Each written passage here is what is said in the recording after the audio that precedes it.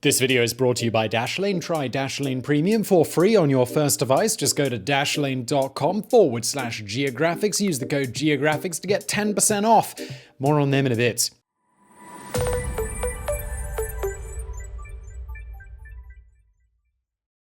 It's one of the world's most legendary routes in history. Stretching some 3,200 kilometers across the North American continent, the Oregon Trail was once the way to cross from coast to coast. First forged in the 1830s, it took travelers all the way from the agricultural lowlands of the Midwest to the fertile, unsettled territory of Oregon, a place that then included both Washington State and British Columbia. Along the way, pioneers would cross the vast desert of the prairie, the wilderness of the Great Divide Basin, and the mist-shrouded Blue Mountains. After 6 months battered by storms and ravaged by disease, the survivors would at last descend into Willamette Valley and claim their reward, a chance to start afresh in a land of their own. It was a powerful dream, one which drew an estimated 400,000 people into its embrace. In doing so, it utterly transformed the country, creating a USA that stretched from sea to shining sea. But what led to the construction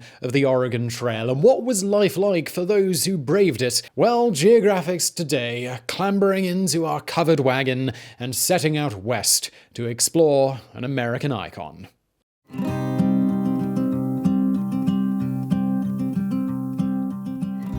In early 1837, the USA was walloped by one of the worst depressions in history. A crash in cotton and land prices triggered bank runs that snowballed into an economic catastrophe.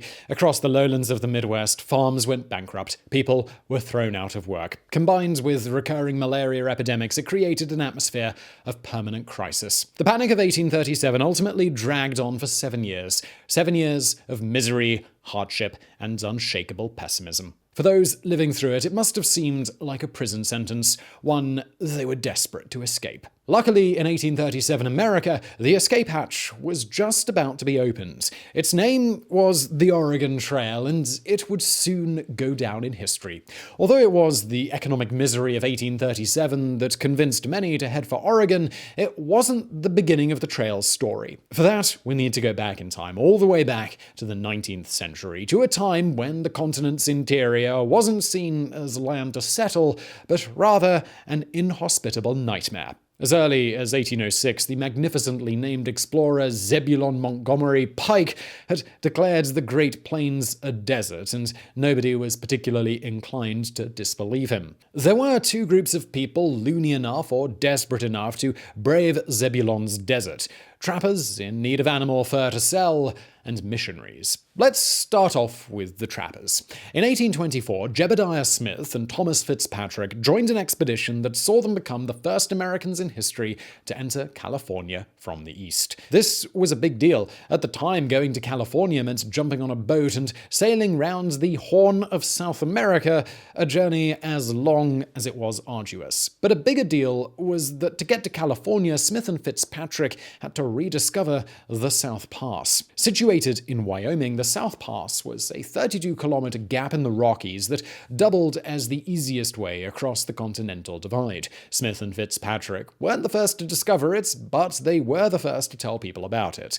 It was their accounts that led to the continent's interior eventually being opened up. Over the next few years, a few hardy pioneers braved the new pass to forge a route west. Pioneers like Jason Lee and Nathaniel Wyeth, who basically laid the foundation for the Oregon Trail. But it wasn't until 1835 that the trail's big moment finally came. That year, missionary Marcus Whitman and his wife Narcissa teamed up with another missionary couple to head as far west as possible. As journeys go, this wasn't really quite up there with a first-class carriage on the Orient Express. It was grueling, difficult, and on several occasions nearly fatal. But the group did it, at last reaching Fort Vancouver in Washington. From there, they sent word back east that that the trail wasn't just for hardy woodsmen, but for regular, God-fearing folk too. That word arrived just as the Panic of 1837 was starting to make people super susceptible to tales of faraway lands. Of course, this being the olden times, things moved at a much slower pace.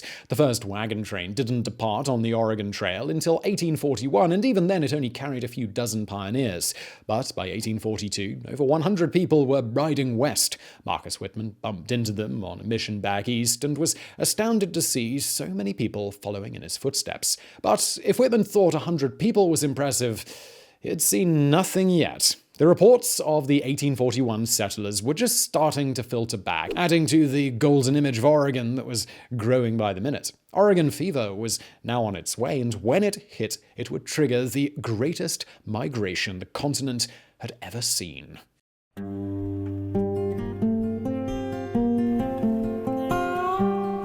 To us, here and now, the explosion of Oregon fever in the 1840s can seem kinda odd. Bad as the Panic of 1837 was, it wasn't so bad that you can imagine it driving 400,000 people to undertake a little-tested 3,200-kilometer trail across the continent. And that's because it wasn't the panic alone that sparked Oregon fever. It was the panic combined with an absolute tidal wave of propaganda. By 1842, the word flooding back from the west was that Oregon was an Eden-like paradise too good to be true. It was said that Oregon's soil could produce yields no farmer had ever dreamed of, that California down south was a land of endless sunshine. The federal government even got in on the act, offering people 2.5 square kilometers of land for free just for heading to Oregon. And it's here that we get to the reason behind this propaganda drive. In 1842, the US government was absolutely desperate to get people settling in Oregon. So here's something you might not know if you're not from America. At the time this video is set, Oregon isn't a state, but a hotly contested piece of real estate. Originally claimed by Spain, Russia, Great Britain, and the USA, Oregon had spent the 1800s through to the 1830s at the center of some very fancy diplomatic footwork. This was the era of American expansion, when taking over the Pacific Northwest and the Southwest was one of the defining political issues. That meant stuff like the Monroe Doctrine, warning the European powers that any attempts to establish new colonies would be treated as an act of war. It meant stuff like the treaties with Spain and Russia in 1819 and 1824, convincing them to surrender their claims on Oregon. But there was one country that, no matter what Washington tried, it just couldn't get to back off. In 1818, America and Britain had agreed to fix the US-Canadian border at the 49th parallel all the way to the Rocky Mountains.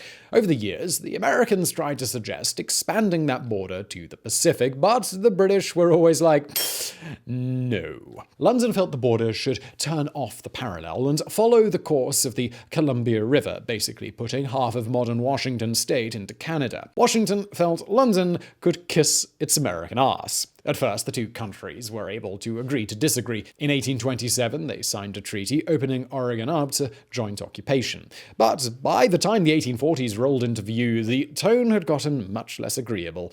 In Congress, the jingoistic faction was so fed up with Britain's Columbia River fixation that they demanded shifting the border way north, all the way up to the 54th parallel, effectively annexing British Columbia. But while the nationalists were itching for a fight, the governments of the day knew the war with the British would be miserable for everyone. People could still remember the War of 1812, from which neither side had gotten much of anything except for mutual bad feelings. So a different approach was needed, one that would reinforce America's claims to Oregon south of the 49th parallel, but without sparking a war. And what could stake Washington's claim better than hundreds of thousands of Americans settling that territory?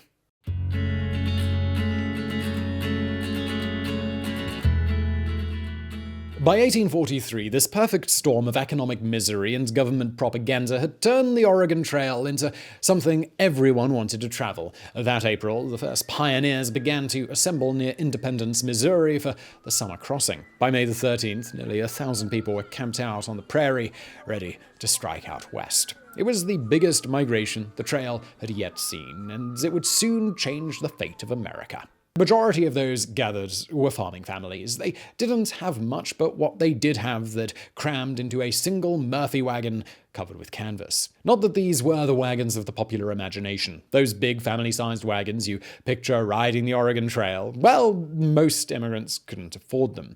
Instead, they had narrow carts that bulged at the seams with the weight of their possessions. Known as prairie schooners, they were so small that their owners walked alongside them rather than riding in them. Their size also led to another issue: food supplies. As you'll recall from the tale of the Donner Party, packing enough food for the 4 to 6 month journey was an impossible business.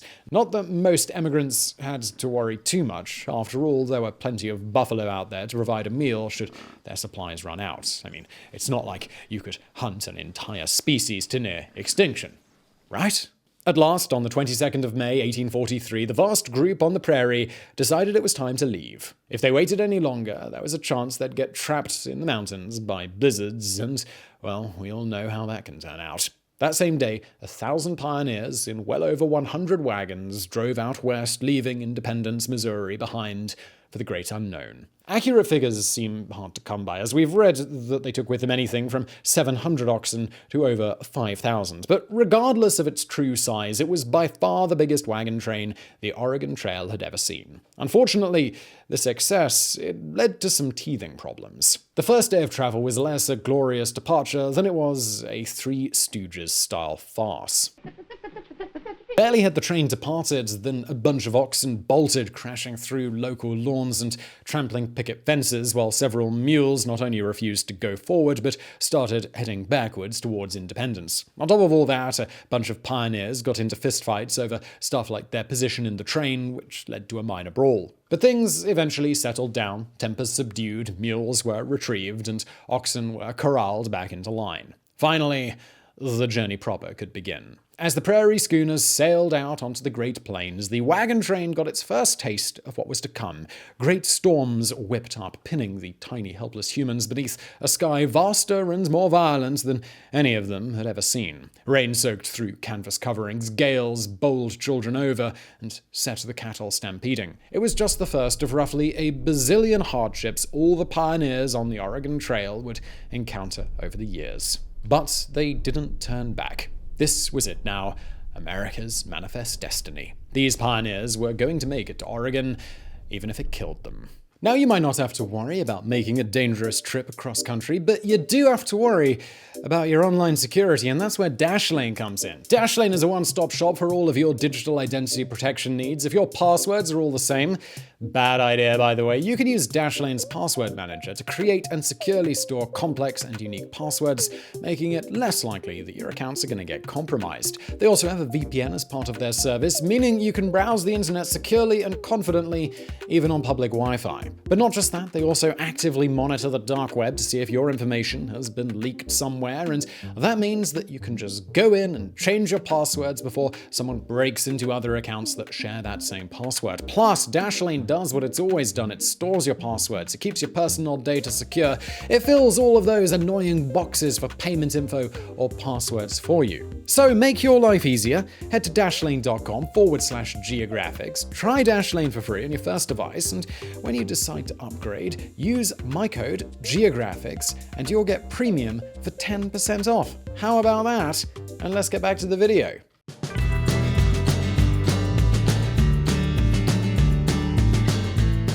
After the Great Migration of 1843, migrations each subsequent year kept getting even greater until the trail was a cacophony of noise and life. In fact, it eventually got so crowded that the path was strewn with litter, ranging from the remnants of meals to piles of abandoned furniture. Yet, even as it got busier, reports of daily life on the trail remains remarkably consistent. Remarkable, especially because it doesn't sound all that bad. If you've played the classic educational game, the Oregon Trail, your mental image of the trail might involve everyone dying in a whole bunch of horrible ways. But while 20,000 pioneers did die over the decades that the trail was in operation, they represented only about 5% of all of those people who traversed its length. No, the most common experience for pioneers heading west was simply a grand adventure.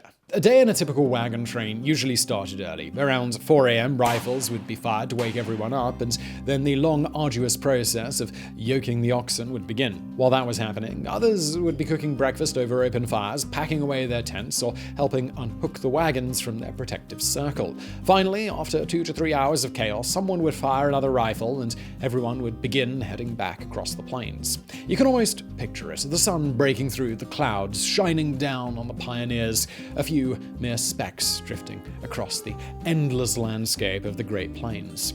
For most pioneers, these hours were equivalent to leisure time. While some men were needed to keep an eye on the livestock, the majority simply walked, exploring their new surroundings. When the weather was good, it must have been rather pleasant. Once the sun reached its noonday peak, the wagons would stop again, the oxen would be sent out to graze while lunch was made, and people got a chance to sit and relax. Incidentally, it was usually during these lunchtime breaks that matters of criminal justice were taken care of. At this stage, the frontier was still lawless, as in literally lawless. There were no sheriffs, there was no legal code. But rather than descend into a free-for-all, the bigger wagon trains often wrote their own constitutions before setting out and elected elders to deal with misbehavior. This meant that when someone did go a little stir-crazy on the trail and, say, punch a neighbor, there was a basic justice system in place. Usually it was lenient, coming down to little more than, okay, we've all agreed you were a bit of a dick, apologize for being a dick, and we'll move on. Occasionally, though, some idiot might try to do something like steal a horse or assault a woman. When this happens, the judges would go all Old West on the guy responsible. The lunchtime break would end up with the prisoner being strung up from a tree. Generally, though, there were no crimes to judge on any given day, and the lunch break concluded after an hour or so with everyone returning to their wagons and heading on. Finally, after a full afternoon's travel, the train would come to a rest at a spot picked by the guide. There, supper would be made, games would be played, stories told, and plans laid for the life the pioneers were going to lead when they finally got to Oregon. The day might even end with singing around the campfire. Then, as the evening set in and the world turned dark, guard duty began and everyone drifted off to sleep in tents or just under the stars. But while the Oregon Trail was a great adventure for many, it wasn't always campfires and sing-alongs. Bad stuff, although rare, really did happen, and some of it was downright terrifying.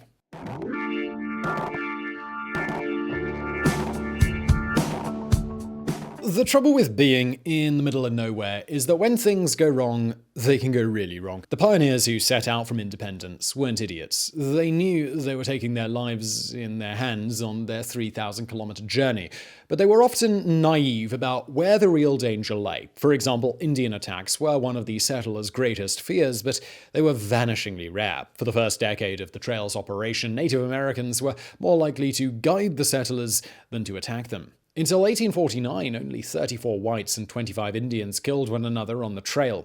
Even when the Indian Wars really got underway in the trail's later years, it was still estimated that fewer than 400 settlers were killed in Indian attacks, a mere 0.1% of all those who ventured west. No, the real danger wasn't the stuff of dime store novels, it was the boring, everyday hazards. One of the grimmest was wagon accidents. With all those moving parts and crowds of people, it was inevitable that disaster would occur, and sadly stories do exist of children falling under the wheels and being crushed to death. Adults too suffered from the nature of their expedition. Dozens were killed simply tumbling from horses that tripped or reared at the wrong time. Then there was the problem that everyone was carrying guns, including people who were, let's just say, not exactly firearms experts. Accidental weapon discharges killed a surprising number of pioneers. By contrast, only 170 or so were actually murdered. So, lesson here, gun safety, kids. Take it seriously. But let's forget all the gunshots, all the wagon accidents, all the problems with animals, because there was one killer on the Oregon Trail that ended far more lives than everything else put together. We're talking, of course, about disease. In the mid-19th century, sanitation was just a fancy pants word dreamed up by the French to make themselves seem clever.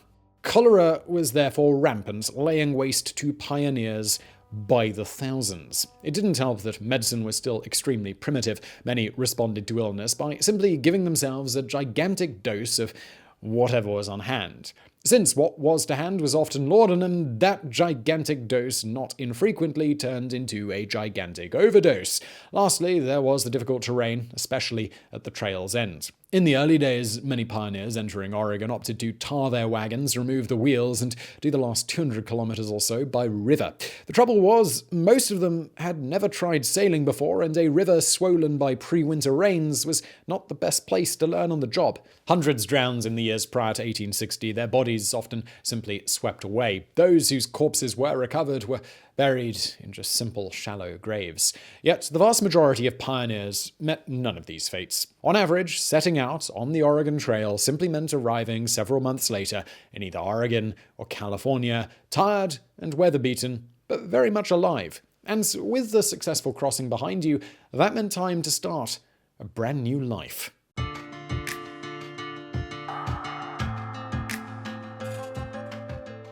Although the route west is known today as the Oregon Trail, the name was never really accurate. For one thing, there were so many shortcuts and alternative routes that it was really more a collection of trails moving through the same general area. For another, the vast majority who traveled the trails didn't actually end up in Oregon. Although it had been Oregon fever that had kick-started the Great Migration of 1843, before the decade was out, a whole other kind of fever had gripped the East.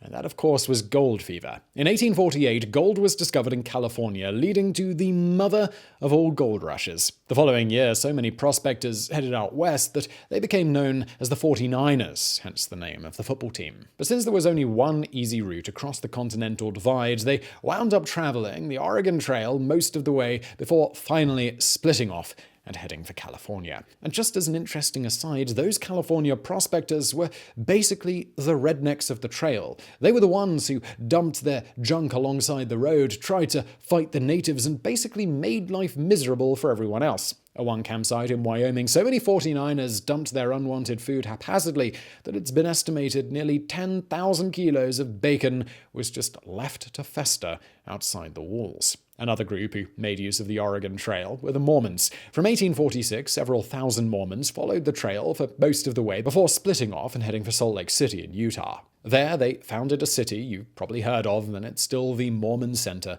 of the world. Overall, it's estimated only 80,000 of the 400,000 pioneers who used the Oregon Trail actually reached Oregon. So really, we should probably call it the California Trail, or maybe the California, Utah, and occasionally Oregon Trail. Still, the trail had its desired effect. In 1846, still in the early days of the Great Migration, the Polk administration approached the British government and essentially said, "Look guys, Oregon's basically American at this point. How about you just accept a border at the 49th parallel and we avoid another war, To sweeten the pot, Polk threw in Vancouver Island, and the British accepted. And that's why the US-Canada border today runs in a straight line west all the way from southern Manitoba before doing a bizarre little detour south when it reaches Vancouver. Yet for all the Oregon Trail affected the way America developed, its heyday did not last all that long. In 1869, the first transcontinental railroad opened, creating a connection between east and west